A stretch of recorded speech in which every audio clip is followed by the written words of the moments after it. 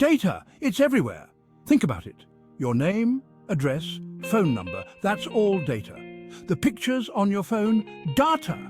Even this very sentence is data. Data is everywhere, and we create tons of it every single day. But data on its own can be messy and confusing. It's like a giant jigsaw puzzle scattered across the floor. That's where databases come in. They help us organize this data and make sense of it all. Think of a database as a giant filing cabinet for information. It keeps everything neat, tidy, and easy to find. Imagine you're running a library. You've got thousands of books, and you need a system to keep track of them all. That's essentially what a database does. A database is an organized collection of data. It's like a digital warehouse where we can store and retrieve information efficiently. Just like a library uses a cataloging system, databases use tables to organize data into rows and columns. But wait, there's more. We need a way to interact with this database to add new books, borrow them, and return them. That's where a database management system, DBMS, comes in. A database management system, or DBMS, is like the librarian of our data library. It's a software that allows us to interact with the database. We use it to create, modify, and access data in a structured way. Think of the DBMS as the friendly librarian who helps you find the book you're looking for. It provides tools to add new data, update existing data, delete data, and retrieve specific information. Without a DBMS, managing a database would be like trying to find a needle in a haystack. It would be a chaotic and inefficient process. Using a DBMS to manage our data offers a whole bunch of advantages. It's like having a well-organized library instead of a chaotic pile of books. Firstly, a DBMS ensures data integrity. This means that the data stored in the database is accurate and consistent. No more duplicate entries or conflicting information. Secondly, it enhances data security. With a DBMS, we can control who has access to which parts of the database, keeping our valuable information safe from unauthorized access. These are just a couple of the many benefits of using a DBMS. It's an essential tool for anyone dealing with large amounts of data. Section 5. Self-describing data. Like a book with a table of contents. One remarkable feature of a well-designed database is its self-describing nature.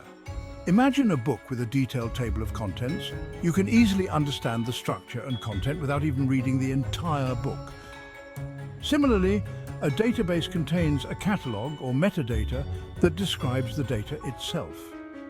This metadata includes information about tables, columns, data types, and relationships between different data elements. This self-describing nature leads to data independence, meaning we can change the way data is physically stored without affecting how applications access it. It's like changing the bookshelf without rearranging the entire library. Section 6. Relational databases, data in tables and relationships.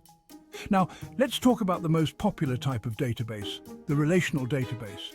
Just like its name suggests, it organizes data into tables with rows and columns, and these tables are related to each other.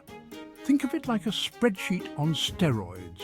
Each row represents a unique record, and each column represents a specific attribute of that record. For example, in a customer table, each row would be a different customer, and the columns might be customer ID, name, address, and so on. These tables can be linked through relationships, allowing us to connect related data from different tables.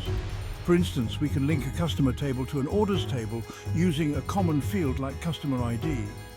This way, we can easily retrieve all orders made by a specific customer. Section 7.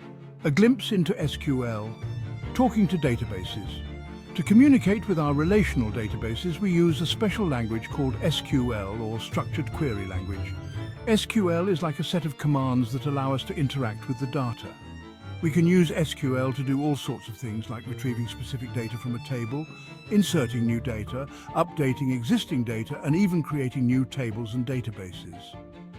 Some basic SQL commands include select to retrieve data from a table, insert to add new data into a table, update to modify existing data in a table, and delete to remove data from a table. Section 8. ACID properties, keeping your data safe and sound. When dealing with databases, especially in situations where multiple users access and modify data simultaneously, we need a way to ensure data consistency and reliability. This is where the ACID properties come in. ACID stands for atomicity, consistency, isolation, and durability, and these properties guarantee that transactions are processed reliably without compromising data integrity. Atomicity ensures that a transaction is treated as a single, indivisible unit of work. Either all changes within the transaction are applied or none are. Consistency ensures that any transaction will bring the database from one valid state to another, maintaining data integrity rules. Isolation ensures that multiple transactions happening concurrently won't interfere with each other. It's like each transaction has its own private copy of the data. Durability ensures that once a transaction is complete, the changes are permanent and will survive any system failures. Section 9. Entity Relationship Model, visualizing data relationships. Before we even start building a database, it's often helpful to visually represent the data and their relationships. That's where the Entity Relationship Model, or ERM, comes in handy. The ERM uses diagrams to represent entities, the things we store data about, attributes, the characteristics of those entities, and relationships between those entities. For instance, in a school database, we might have entities like students, courses, and teachers. Students would have attributes like student ID, name and address, while courses would have attributes like course ID, name and credits. The relationship between students and courses could be enrolls in, indicating which student is enrolled in which course. Section 10. Conclusion. Databases powering the modern world. From the websites we browse to the apps we use daily, databases are the backbone of countless systems we rely on. They help us organize, manage, and make sense of the vast amounts of data generated every second. Understanding the basics of databases, DBMS, and SQL empowers us to navigate this data-driven world more effectively.